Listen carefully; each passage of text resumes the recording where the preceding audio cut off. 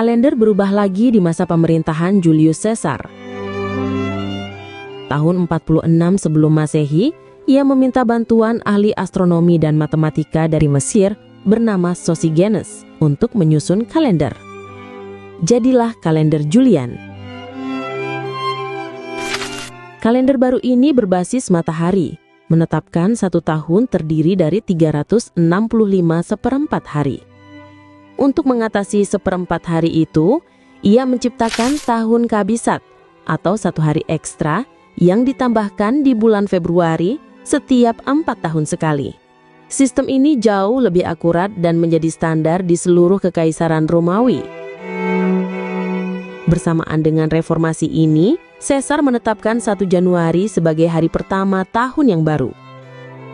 Tetapi ini adalah keputusan yang sangat politis, karena tanggal 1 Januari adalah hari para konsul memulai masa jabatan 1 tahun mereka.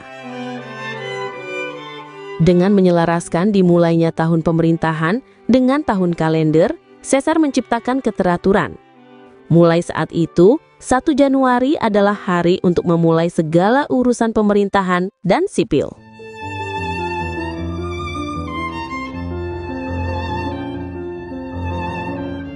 Seiring berkembangnya kekuasaan Romawi, kalender Julian juga makin jamak digunakan di Eropa. Hanya saja, selama ratusan tahun, penerapan awal tahun belum seragam di Eropa.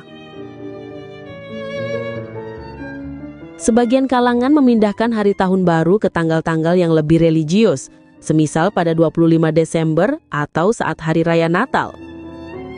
Ada juga yang merayakan pada 25 Maret, bersamaan dengan Hari Raya Kabar Sukacita.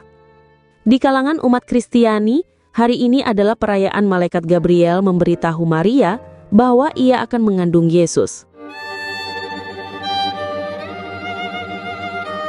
Masalah tidak berhenti di situ. Kalender Julian yang dibuat Caesar ternyata tidak 100% akurat. Perhitungannya meleset sekitar 11 menit per tahun. Selama ribuan tahun, kesalahan kecil ini menumpuk. Pada tahun 1500-an, kalender telah bergeser sekitar 10 hari dari musim yang seharusnya. Paus Gregorius XIII pada 1582 turun tangan. Ia menyempurnakan kalender menjadi yang kita kenal sekarang sebagai kalender Gregorian atau kalender Masehi. Ia menambah ketentuan bahwa tahun kabisat tidak berlaku untuk tahun yang tidak habis dibagi 400. Dengan begitu, tahun 1700, 1800, 1900, dan 2100 kelak bukanlah tahun kabisat, meskipun tahun-tahun itu habis dibagi 4. Tujuan utamanya adalah memperbaiki perhitungan Paskah. Tetapi sebagai bagian dari dekretnya, Paus Gregorius XIII juga menegaskan bahwa tahun baru dimulai 1 Januari. Awalnya, hanya negara-negara Katolik seperti Italia, Spanyol, dan Perancis yang mengadopsi kalender baru ini. Negara-negara Protestan seperti Inggris menolaknya karena berasal dari Paus. Sejumlah negara butuh ratusan tahun sebelum mengadopsi kalender ini. Bahkan, masyarakat Kristen Ortodoks masih memakai kalender Julian hingga kini. Meskipun begitu, masih ada kesalahan kecil dalam jangka waktu ribuan tahun.